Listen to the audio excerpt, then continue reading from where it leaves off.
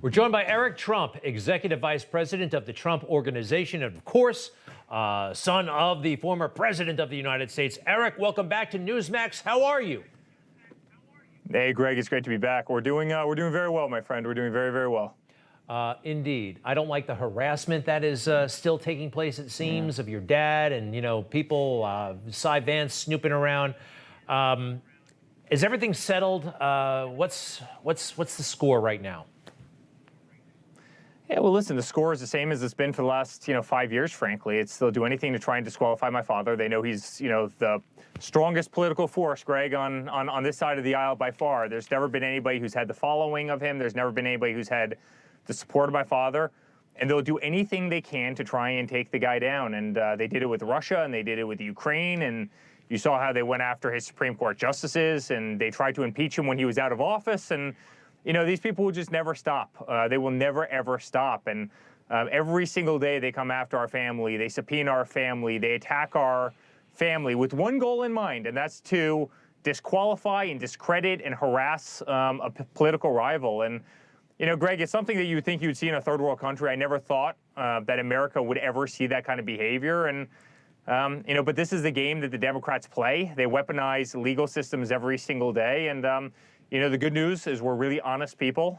We've got absolutely nothing to hide from. And frankly, they've been at it for 5.5 years, right? If they had something, wouldn't they have done something about it already? But again, this is the U.S. political system, and it's devolved in a major way. And it's just something that, we deal with every single day because we don't have a choice, and we just keep on fighting. And Greg, we're going to win it again one of these days. I promise you that. We're going to win it again, and we're going to stop this nonsense. Well, Eric, you and your family have sacrificed so much. They were harassing you while your father was president, before and now after, and I don't like it one bit. And by the way, they're often doing, the other side, what they accuse our side of doing.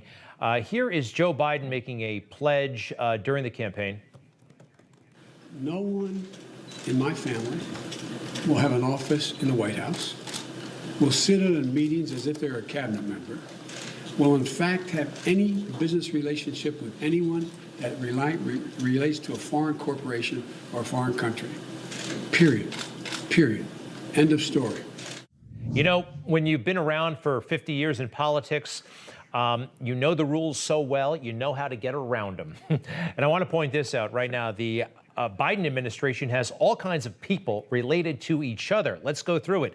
Steve Ricchetti, the White House counsel. He's got family members throughout the administration, all over the place. Jen Psaki, her sister, actually has a pretty big job in the administration as well. Senior advisor, Health and Human Services. And it goes on and on. Ron Klain and his wife. The deputy White House chief of staff, Bruce Reed, has a daughter in the administration. The national security advisor, Jake Sullivan, has several relatives all over the place.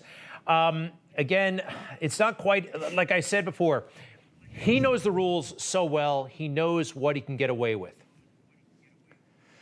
So, Greg, let me ask maybe two questions. First of all, so it's okay for Hunter Biden to sit on Ukrainian energy boards, and it's okay for him to sell arts and crafts paintings that he's doing in his basement for $500,000 to undisclosed purchasers around the world. But, that's not having a job in the administration. I'd say that's having a job in the administration. The other really interesting thing is I had 3 family members in the administration. My father, who was president, my sister, and Jared Kushner. And my sister and Jared Kushner and my father were also passionate about the actual cause at hand. You know what they did?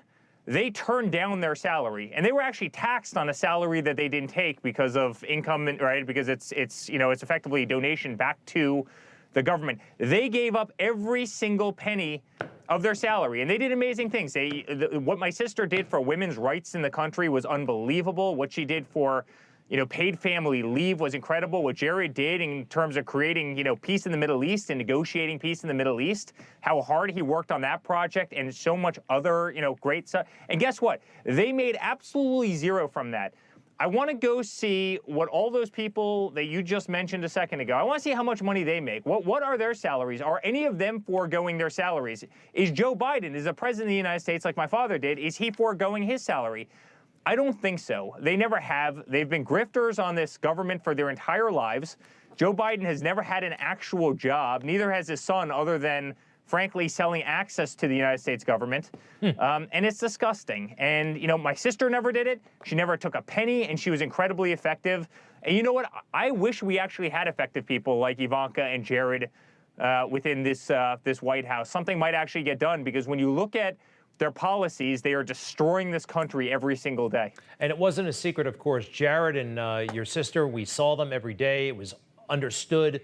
And there they were. And you mentioned the buck a year salary. And let's talk about Hunter Biden. Nobody thinks he's a real painter, but this does seem to be a scam, according to, by the way, the Obama administration's chief ethicist. There's a guy named Walter Schaub. He's kind of big on Twitter.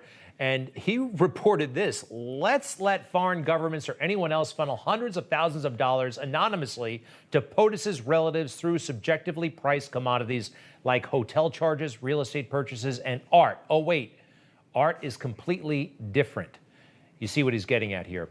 So this is a real issue. Well, listen, what's the latest on 2024?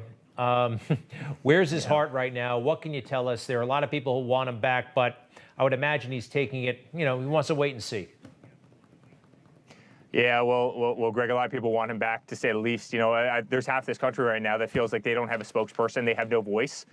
You've got another major amount of the country who thinks that they made a terrible mistake electing this guy. There's a lot of questions on that, but a lot of people are saying we made a major mistake. You see what's happening to fuel prices. You see what's happening to commodity prices. You see what's happening with inflation around the world. You see what's happening with Putin literally hacking our countries, the lack of respect. You see what's happening, the mess that's the southern border, millions of people coming over the southern border. Crime is spiking all throughout the country, and I could go on and on. And, you have a lot of people out there who say, I really miss Trump. I might not have liked every single tweet he sent, but the guy was incredibly effective. We had the best economy, and we had the lowest unemployment. I mean, you have businesses, Greg, all over this country that can't even open up because they can't get employees because of these ridiculous stimulus packages. And there's a lot of people that are missing Trump. And I think every single day that Biden messes up our nation, I think it further incentivizes my father and, frankly, our entire family to do it again. And I've told you this offline. I think 2022 is going to be an absolute bloodbath for the Democrats. I mean, I think we're absolutely going to do incredibly well. I think 2024 is going to surprise everybody. Listen, he's making it easy. This guy is making it easy with his incompetence, and we're going to walk through that door. I'm telling you, we're going to walk through that door. I'm glad, because the door is open in 2022 and 2024. The door. It's a big door, and it's very open, Greg. Yes, indeed. Well, Eric Trump, Executive Vice President of the Trump Organization, also husband of Laura. Give her our best, and all those kids as well, and your dad. I will. To be continued. Many thanks, Eric Trump. Hey, I'm Rob Finnerty. Thanks for watching. If you enjoyed this video, please join the conversation in the comments below. Don't forget to subscribe, too. Hit the bell icon to be alerted to breaking news. And remember, there's a whole lot more on Newsmax TV, America's fastest growing cable news network. Newsmax TV, we're real news for real people.